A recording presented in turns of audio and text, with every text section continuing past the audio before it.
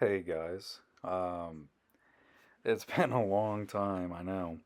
As you guys can tell, I'm finally got figured out how to use gameplay footage, so that's really exciting. Um, but yeah, man. So, anyways, in this video, I kind of want to just go over some updates on my personal life and what I've been up to. So recently, due to health issues, I did have to drop out of trade school. I just could not do it. Fortunately, though, I did have a backup plan already in place. I work at this really chill out warehouse job, so that's really, really nice. Um, Another thing, too, is that, as you guys can clearly tell, I've seriously upgraded um, my stuff exponentially. As you can see, I got some Halo CE gameplay because you can never go wrong with that. Um, you know, I'm doing all right. Life's been kind of been going, not going great, not going good either, but that's how it goes for you.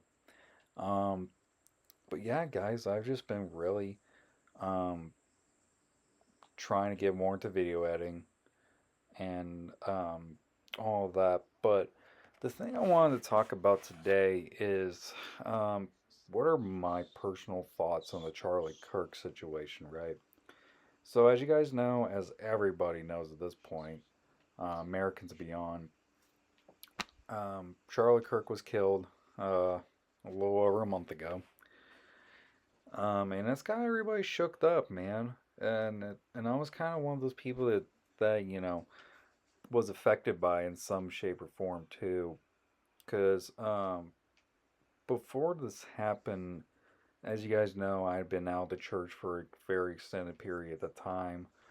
Um, Due to personal factors that I would not get into right now, um, and some you know, and mostly personal, really more than anything else. But anyways, you know, with that, with the death of Charlie Kirk, it really got me thinking about the morality of the whole situation. Because I see so many, I saw a lot of people cheering his death, and I don't know about you guys, but that shit's just sick to me, you know. And it got me thinking a lot about good and evil, what's right and wrong, objective morality versus subjective morality, and all that. And now is kind of the final decision maker where I'm like, okay, I need to start going to church again. I need to start getting my life together. And I was already on that track, but the flesh is weak, but the spirit is strong. As long as we, um, keep ourselves, steadfast in Christ, in the end, everything will be okay. And, it's very fascinating how these things transpire because now I think a lot of people that were already on the fence have now joined the left or right. And as somebody that's a part of the dissident right, this is not very surprising, I would say, um, for numerous reasons, of course. This guy was, first of all, he wasn't even a politician. Okay, let's get that out of the way. He was just a political commentator.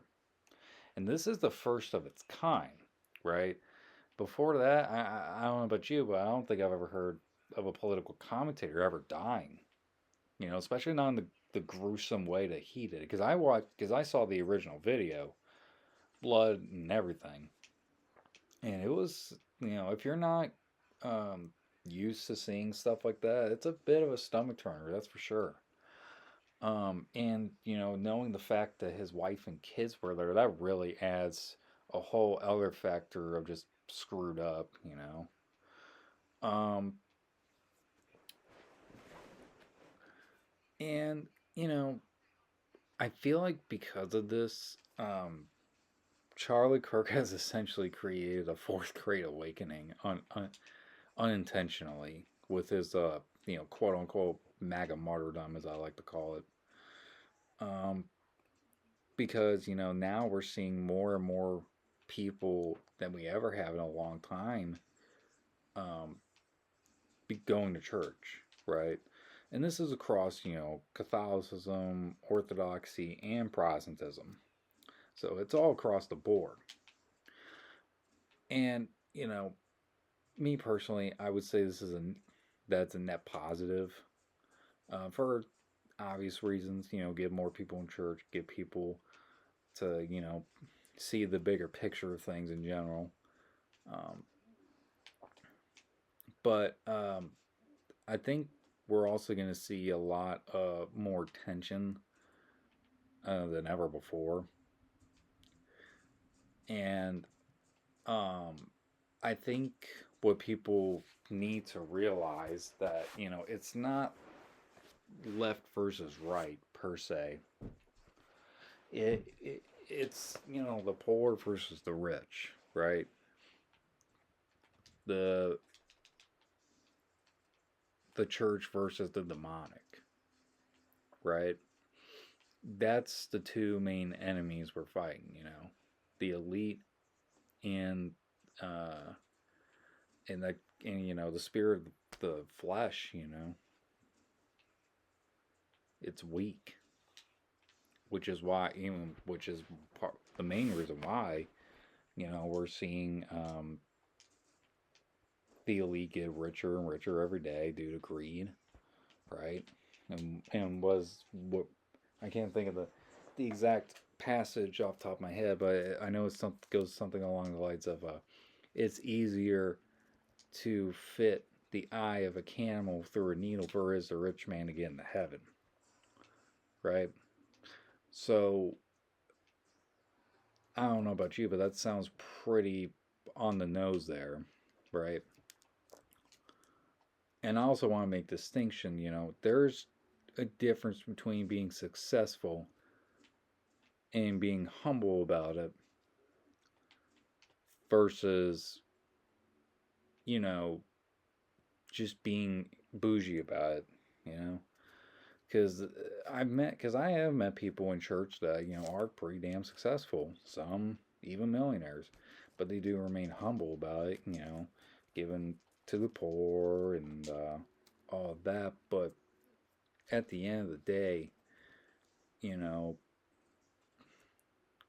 what we need is, uh, a conservative revolution in the United States, equivalent to um, what happened in Germany, um, with Oswald Spengler and all of them guys. We need something like that here. And, I like to think that we're going to go into that kind of direction, but given, the history of like the alt right and how it started out being a more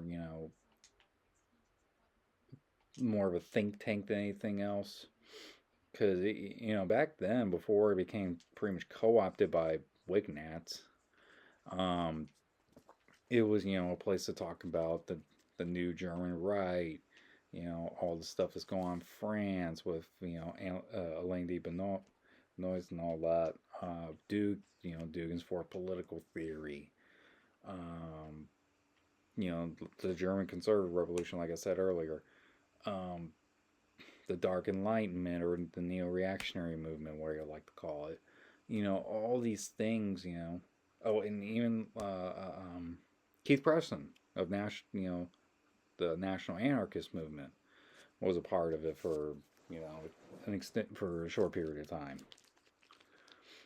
So you had a lot of figures that were involved in it back then, but the second you had guys like Richard Spencer get involved and Matthew Heimbach, who I'm gonna eventually make a whole video specifically about that guy because that guy's like the definition of white trailer park trash. Um, even now, in my personal opinion. Um, but you know,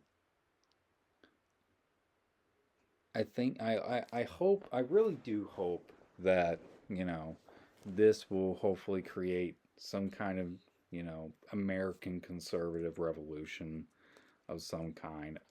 And hopefully one that isn't, that's, takes the ideas of MAGA, but without Trumpism, right? Because I'm sorry, but at this point, I don't know what the hell Trump is trying to do, right? I don't know if he knows what he's doing at this point. To me, like MAGA's official motto at this point is 2 step forwards, 1 step back. It's like the whole, concept of like during the very beginnings of the Soviet Union with Lenin, but just way more cringe. Um, but because like I want to like Trump, right? But the guy's just giving me more and more reasons not to like him. And with the possibility of us getting involved in Venezuela being a good possibility, I'm sorry, but if we get involved in another goddamn war, I'm done supporting him. Because because I feel like Trump has completely lost the plot when it comes to um, what his supporters want. And it's just, to me, it's disappointing because, like, when I voted for him, the whole point was to A, get the hell out of wars, become more, you know, self reliant on our, on resources in the United States, right? And he's done like a half ass job at it. Yeah, he got rid of, you know, he, yeah, he made it harder for, people to import goods thanks to, his tariffs and sanctions and whatnot. But are we really seeing jobs coming back though? You know, only time will tell. Me personally, I don't think we will. Um, but no, man. At the end of the day, I think Charlie Kirk has essentially created a fourth spiritual awakening, fourth great awakening, and I really hope we can see a some kind of form of the dissident right, some American conservative revolution, or some kind of MAGA that's um, that's separate from Trumpism is really what I want to see at the end of the day. Um, but yeah, guys, that's really all I have to say as of right now. I hope you guys have a great rest of your day and God bless you all. Thank you so much.